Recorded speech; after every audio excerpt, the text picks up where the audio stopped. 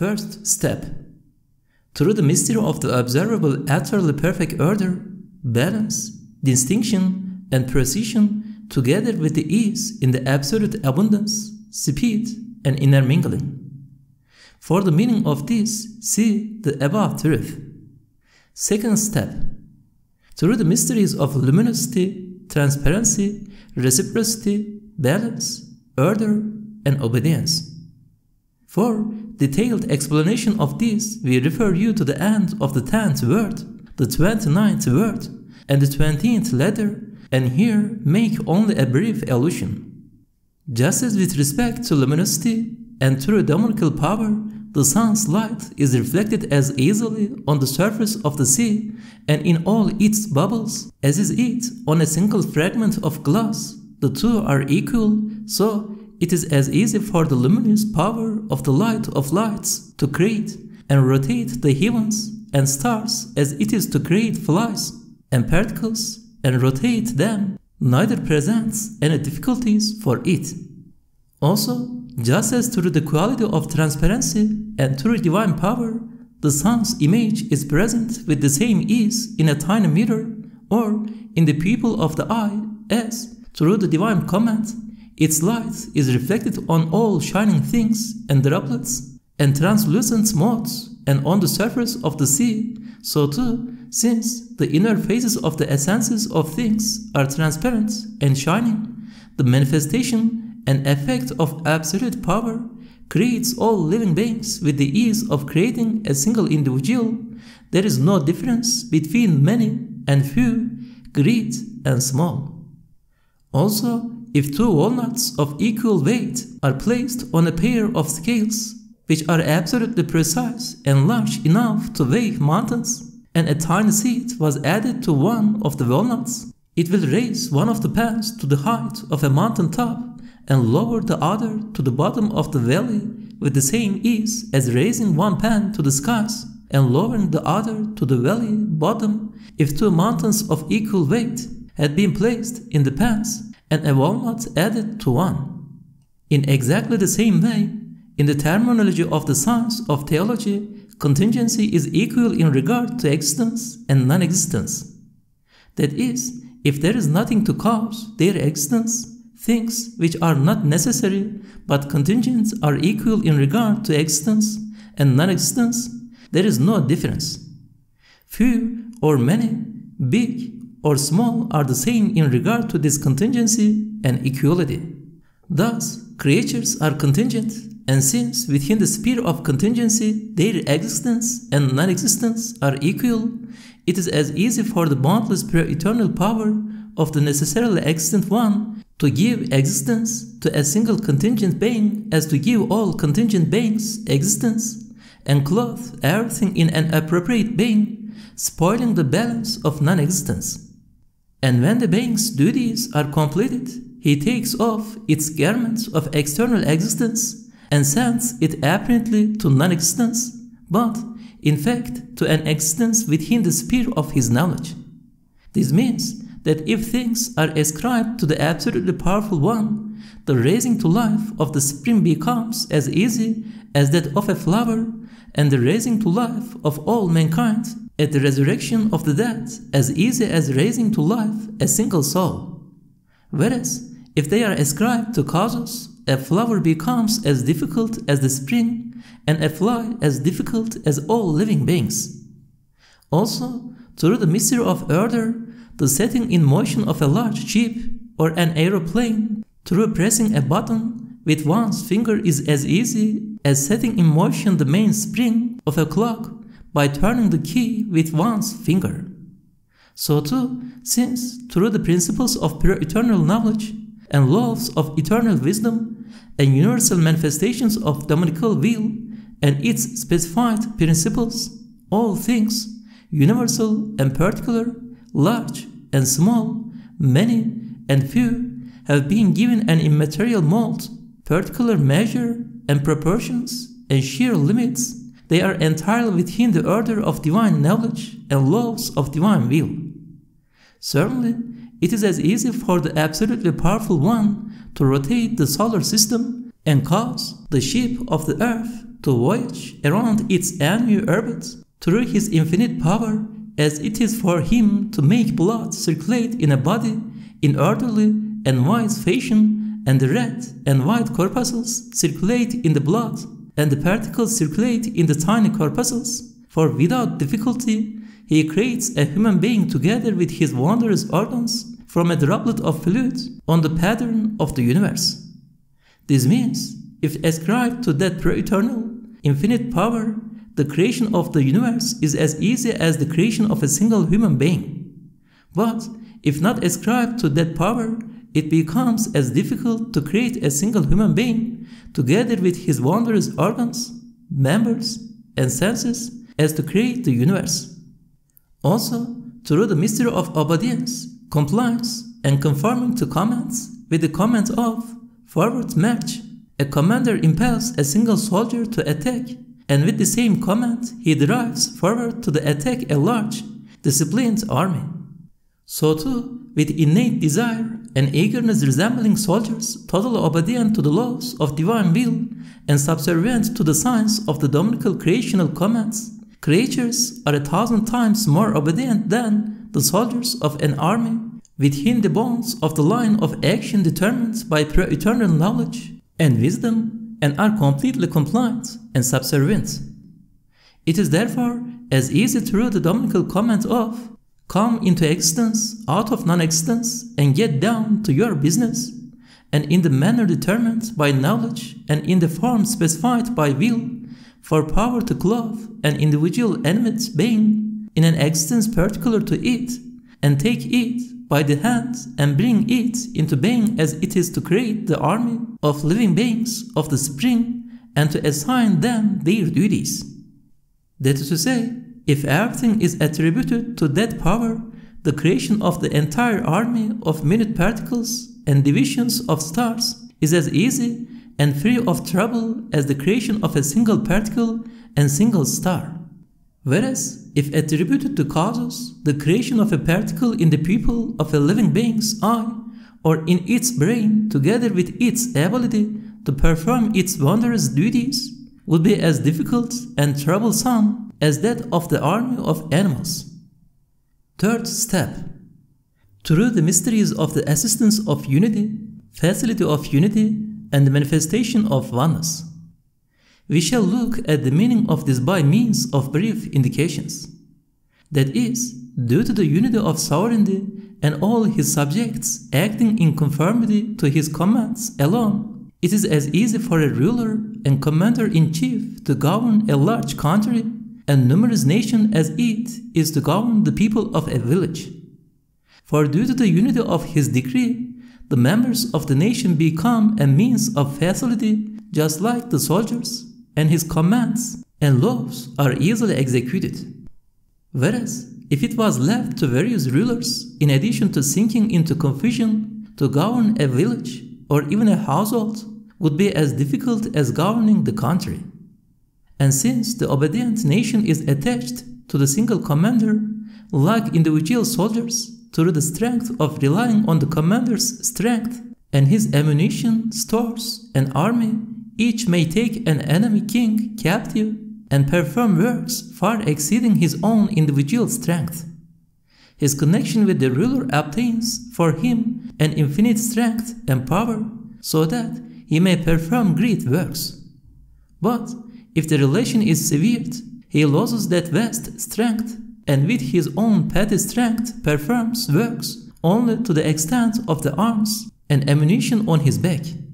For if it was required of him to perform all the works he carried out relying on the power of his connection with the ruler, he would have to have in his arm the strength of the army, and on his back all the ruler's stores of arms and ammunition. In exactly the same way, due to the unity of his sovereignty and absolute rulership, the monarch of pre-eternity and post-eternity, the all-powerful maker, creates the universe as easily as a city, and raises to life the spring as easily as a garden, and raises to life all the dead at the resurrection as easily as creating the leaves, flowers, and fruits of the gardens, trees in the spring. He easily creates a fly on the pattern of an eagle. He easily makes man the microcosm. Whereas, if ascribed to causes, a microbe would be as difficult as a rhinoceros, and a fruit as difficult as a mighty tree. Perhaps, too, every particle which performs its wondrous tasks in the body of a living creature would have to be given an eye that sees all things, and knowledge that knows all things, so that it could carry out those subtle and perfect vital duties. Also, ease and facility reach such a degree in unity that they become necessary. For if the equipping of an army is from one hand, from one factory, it becomes as easy as equipping a single soldier. Whereas, if numerous different hands interfere and the various parts of the equipment are all brought from different factories, quantitatively a single soldier's equipment could be prepared only with 1,000 difficulties. Since numerous officers interfered, it would be as difficult as 1,000 soldiers. Also, if the management and command of 1,000 soldiers is given to a single officer, in one respect it becomes as easy as a single soldier, whereas if they were assigned to 10 officers or the soldiers themselves, it would result in confusion and great difficulty. In exactly the same way, if all things are attributed to the single one of unity, they become as easy as a single thing. But if they are attributed to causes, a single living creature becomes as difficult as the whole earth and perhaps impossible. This means that in unity ease and facility are at the level of necessity, and with the interference of numerous hands, the difficulties amount to impossibility. As it is said in letters, Mektubat, if the alternations of day and night and the motions of the stars and the seasons of the year, the autumn, winter, spring, and summer are left to a single officer and organizer, that commander-in-chief commands the globe of the earth, which is a soldier, rise up, rotate, and travel. Out of joy and delight at receiving the command, with two motions like a Mevlevi dervish in ecstasy, it is easily the means to the daily and annual changes and the apparent imaginary movements of the stars, thus demonstrating the total ease and facility of unity. But if it is left not to the single commander, but to causes and the caprices of the stars and earth is told, you stop in your place and don't travel, every night and every year thousands of stars and suns thousands of times larger than the earth would have to cut distances of thousands of millions of years, so that through their traveling, the situations of the earth and heavens, such as the seasons and day and night, might come about. But it would be so difficult as to be impossible. The phrase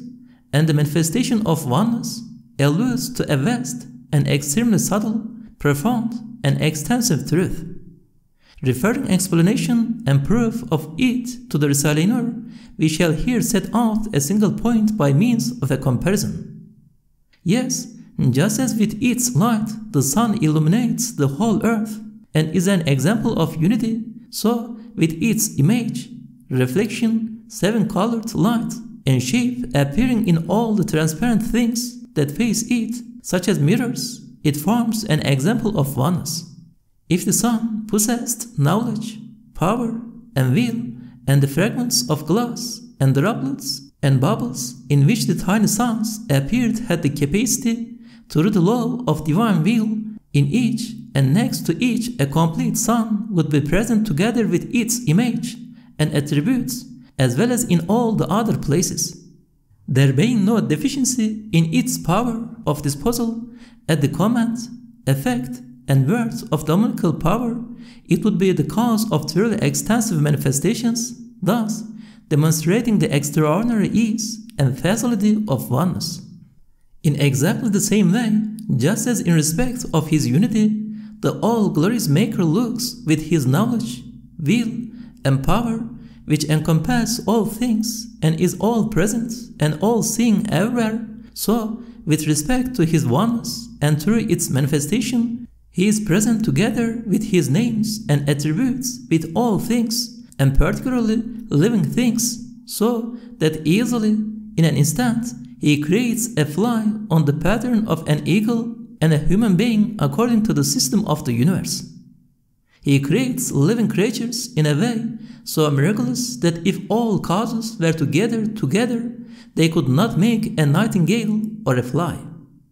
And the one who creates the nightingale is the one who creates all birds, and the one who creates a human being could only be the one who creates the universe.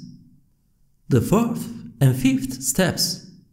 Through the mysteries of necessity, total detachment, and complete otherness of essence, and the mysteries of unrestrictedness, not being bound by space and indivisibility. It is very difficult to express the reality of these two steps to everyone, so their meaning will be explained in one or two very brief points.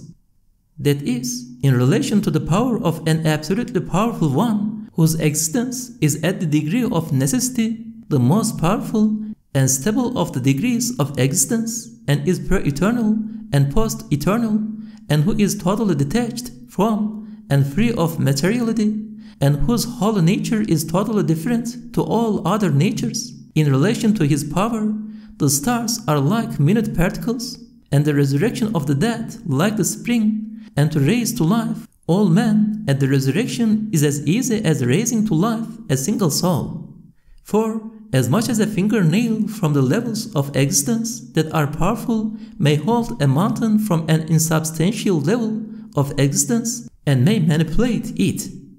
For example, a mirror and faculty of memory from the level of powerful external existence may hold 100 mountains and 1,000 books from the level of existence of the world of similitudes and non-material existence, which are weak and insubstantial, and they may have disposal over them. Thus, however inferior as regards power the level of existence of the world of similitudes is to the level of external existence, the created, accidental existences of contingent beings are thousands of times more inferior and weaker than a pre-eternal, everlasting, necessary existence, so that through the manifestation of a particle he can manipulate a world from the worlds of contingent beings. Regrettably, for the time being, three important reasons do not permit me to explain this lengthy truth and its fine points in full, so we refer it to the Risale-i Nur and another time. Sixth step. Through the mystery of the transformation of obstacles and impediments into means of facility. Through a law of the manifestation of divine will, called in science the life force, and of the creational command, and through the command and will being turned towards them, the unconscious branches and hard twigs of a huge tree do not form obstacles or impediments to the necessary substances and foods which pass to its fruits, leaves, and flowers through the life force, which is like the tree's main spring and stomach. Indeed, they facilitate the process. In just the same way, since all potential obstacles in the creation of the universe and creatures cease being obstacles in the face of a manifestation of will and regard of the dominical command and become means of facility, eternal power creates the universe and all the species of creatures on the earth as easily as creating a single tree. Nothing at all is difficult for it. If all those acts of creation are not ascribed to that power, then the creation and administration of the single tree would be as difficult as the creation and administration of all trees, indeed, as the universe. For then everything would become obstacles and obstructions, and if all causes were together, they could not send the necessary sustenance to the fruits, leaves, branches, and twigs in orderly, regular fashion from the stomach and main spring of a tree's life force, which proceeds from command and will. Unless all the parts of the tree and all its particles even were given an eye, all-encompassing knowledge and wondrous power which would see the entire tree together with its parts and particles and know them and assess them. So climb these 5 steps and take a look, see what difficulties, indeed impossibilities, are present in unbelief and associating partners with God, and how distant they are from reason and logic, and how precluded they are. Then see what there is on the way of the Qur'an, indeed that its facility is at the degree of necessity, and how acceptable and reasonable it is, and what certain and satisfying truth is found on its way, so certain as to be necessary. Understand this and say, all praise be to God for the bounty of belief. The difficulties I was suffering and my indisposition caused the remaining part of this important step to be postponed. 7th step. Enter the mystery that the particular, the part, the seed, and man are not inferior as regards art and eloquence to the star, the universal, the whole, the tree, and the world. Note, the basis, mind, and son of the truths contained in these 9 steps are the verses. Say, He is God, the One, God, the Eternal, and ever besought.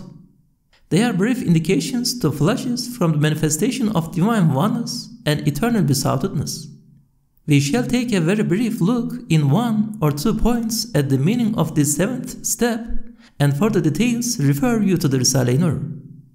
That is, a particle which performs wonderful duties in the eye or brain is not inferior to a star, nor is a part inferior to the whole. For instance, the brain and eye are not inferior to the human being as a whole, nor with regard to beauty of art, and the marvels of its creation is a particular individual inferior to a universal species, nor with his strange members and faculties is a man inferior to all the animal species, nor in regard to fine craftsmanship and being treasury-like and resembling an index, program, and memory is a seed inferior to a mighty tree, nor in regard to his creation and wondrous, comprehensive organs and faculties created so as to perform thousands of amazing duties is a man, the microcosm, inferior to the universe. This means that the one who creates the particle cannot lack the power to create the star, and the one who creates an organ like the tongue certainly easily creates man, and the one who creates a single man thus perfectly surely can create all animals, and this he does before our eyes, and the one who creates a seed as a list, an index, a notebook of the laws issuing from the divine command, and as the life force is certainly the creator of all trees, and the one who creates man as a sort of seed of the world and as its comprehensive fruit, and makes him the mirror to all the divine names and connected to all the universe and vicegerent of the earth, most certainly possesses such power that he creates the universe as easily as he creates man and sets it in order.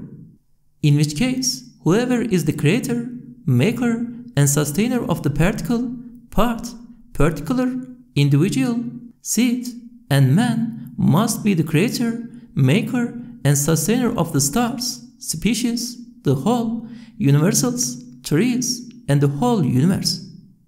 That it should be otherwise is impossible and precluded. 8th step.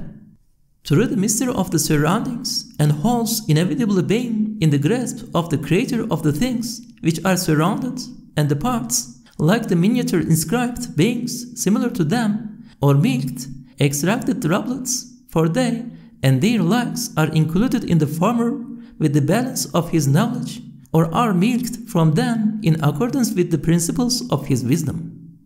That is, the relation to the large universals which encompass them of the particulars which are encompassed, and of individuals, seeds, and grains which are within universals and wholes, is as tiny miniatures and as the identical samples of the universal and wholes inscribed in miniature in the very finest writing.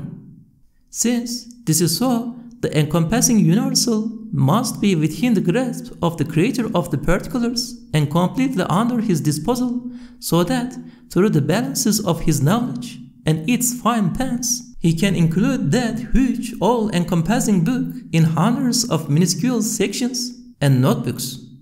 The relation and comparison then of the encompassed parts and particulars with their surroundings is as droplets distilled from what encompasses them, like milk, or as if someone squeezed the surroundings and those points dripped from them. For example, a melon seed is a droplet distilled from all its surroundings, or a point in which is written the whole book, for it contains its index, list, and program. Since it is thus, the encompassing wholes and universals must be within the hand of the maker of those particulars, droplets, and points, so that he can distill the individuals, droplets, and points from them with the sensitive principles of his wisdom. This means that the one who creates the seed and individual must the one who creates the whole and the universals and the other universals and sorts which encompass the latter and are bigger than them, it could not be anyone else. In which case, the one who creates a single soul can only be he who creates all mankind. And the one who raises to life one dead person can raise to life all jinn and man at the resurrection of the dead, and will raise them to life. So, see what is claimed and stated by the verse. Your creation and your resurrection is but as a single soul, is most definitely and brilliantly pure truth and reality.